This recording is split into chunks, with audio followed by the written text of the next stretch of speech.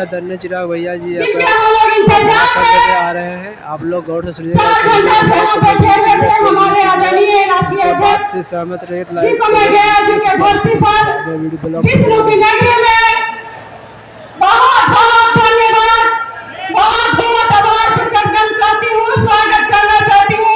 अभिनंदन करती हूँ, वंदन करती हूँ, चंदन करती हूँ। अब हम लोग के बीच में जिनके सुनने के लिए सभी हमारे दिल तक जनता आतुर है। अब मैं अनुरोध करना चाहती हूँ आदरणीय राष्ट्रीय अध्यक्ष, हम सबों के भाई, युवाओं के दिल के धड़कन और बिहार के भविष्य आदरणीय भारत सरकार के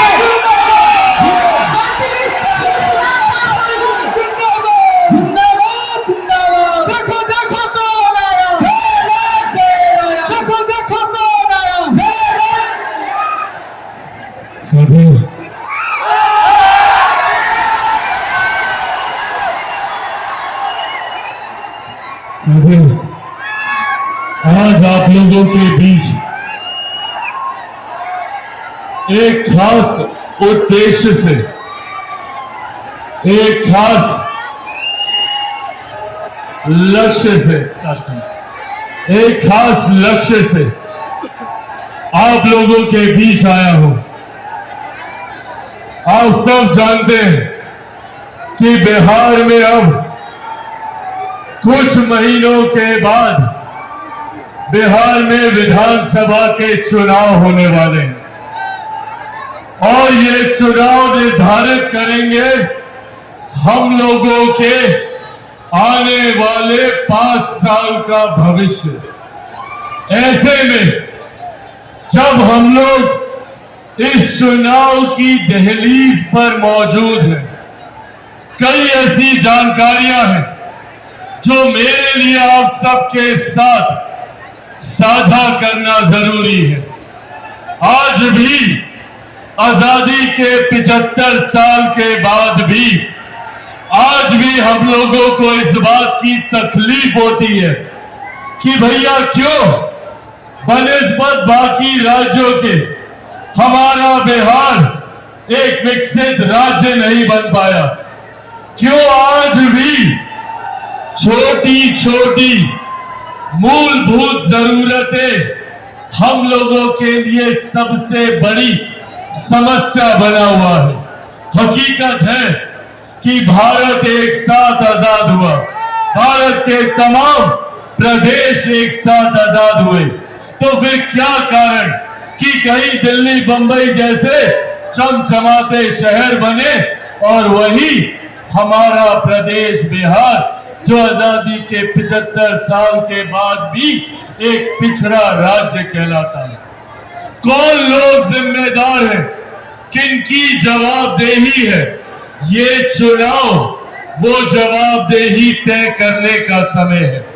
ये चुनाव वो जिम्मेदारी को स्थापित करने का समय है और उन लोगों को, जिन लोगों ने बिहार को आजादी के 75 सालों के बाद भी बिहार को पिछड़ा बनाए रखा, उन लोगों को जवाबदेह करने का समय है।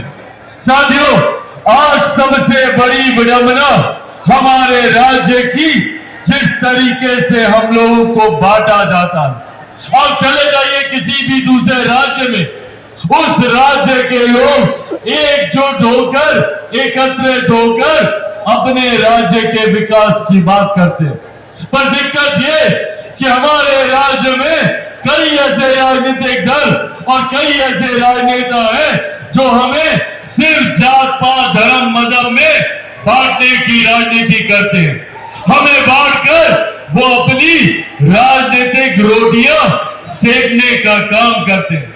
बिहार की एक पुरानी पार्टी जिसको लंबे समय तक 15 साल तक मौका दिया बिहार की सत्ता में काबिज होने का, बिहार की जनता ने लगातार 15 साल तक राष्ट्रीय जनता दल उनके नेताओं पर विश्वास किया, पर बदले में उन्होंने क्या किया? बदले में हमें सिर्फ जात पात धर्म मजहब में बांटने का काम किया। वो बांटते गए, हम बढ़ते गए। वो अपनी राजनीतिक रोटियां सेकते गए और हमारे घर बर्बाद होते गए। आज कितने घर से वो हमें जातीयता और सांप्रदायिकता में बांटकर अपनी राजनीतिक रोटी सेकने का काम करते हैं। क्या कहते हैं राष्ट्रीय जनता दल वाले कि हमारा MY समीकरण है।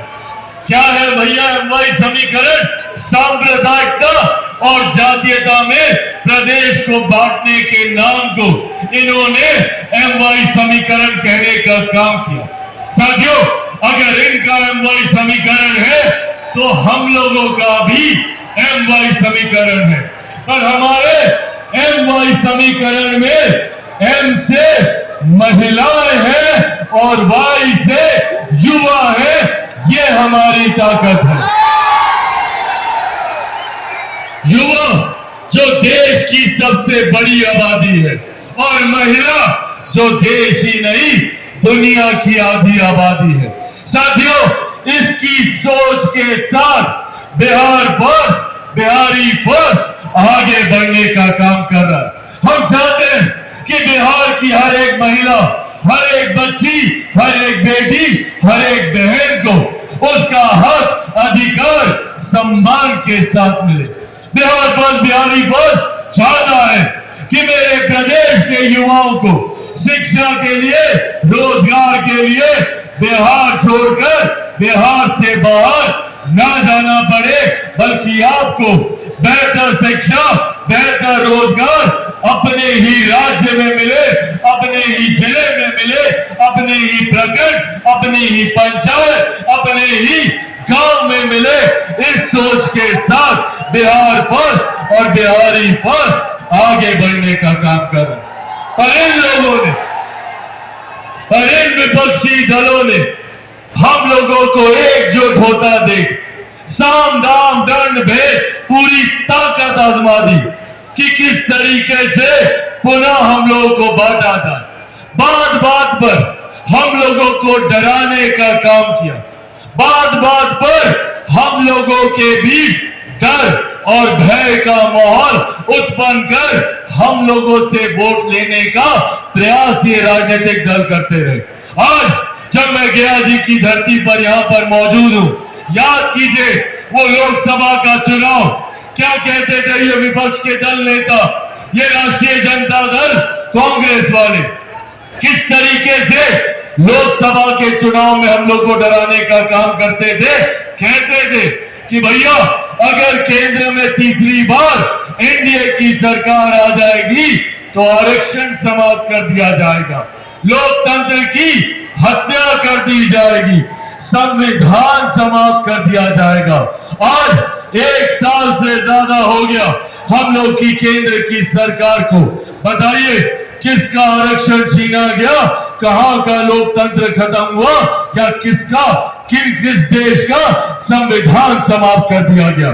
साथियों, जिस गठबंधन में हमारे नेता आदरणीय रामविलास पासवान जी के विचार हो, जिस गठबंधन में लोक जनशक्ति पार्टी रामविलास शामिल हो, आज आप लोगों के सामने गया जी की इस पावन धरती से आप लोगों के सामने ये वादा आप लोगों से करके जाता हूं कि जब तक चिराग पासवान जिंदा है, ना आरक्षण को कोई खतरा है, ना संविधान को कोई खतरा।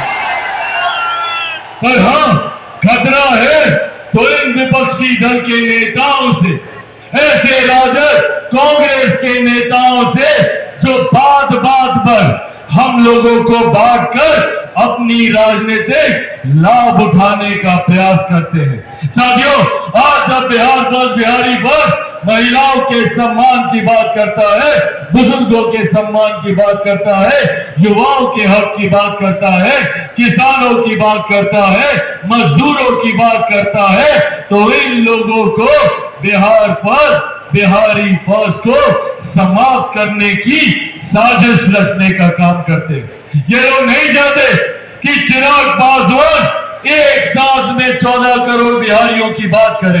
ये लोग नहीं चाहते कि चिराग पासवान बिहार को फर्स्ट और बिहारियों को फर्स्ट बनाने का काम करे। और उसके लिए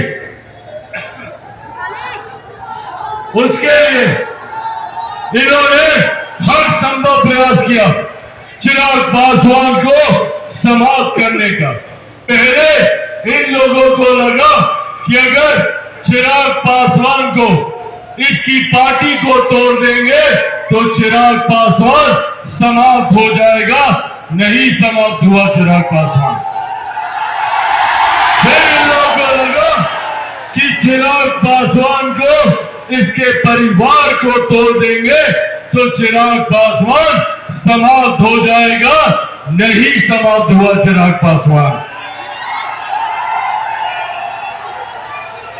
फिर इन लोगों को लगा कि चिराग पासवान को इसी के घर से इसकी मां बूढ़ी नानी के साथ इसका सामान उठा के सड़क पे फेंक देंगे तो चिराग पासवान समाप्त हो जाएगा। नहीं समाप्त हुआ चिराग पासवान। अब तो डर इतना ज्यादा कि भैया चिराग पासवान को बम से ही उड़ा दो, चिराग पासवान समाप्त हो जाएगा। नहीं समाप्त हुआ चिराग पासवान। क्योंकि जो लोग ये सोचते हैं कि इन बातों से चिराग पासवान समाप्त हो जाएगा, वो लोग भूल जाते हैं कि चिराग पासवान शेर का बेटा है, रामविलास पासवान का बेटा।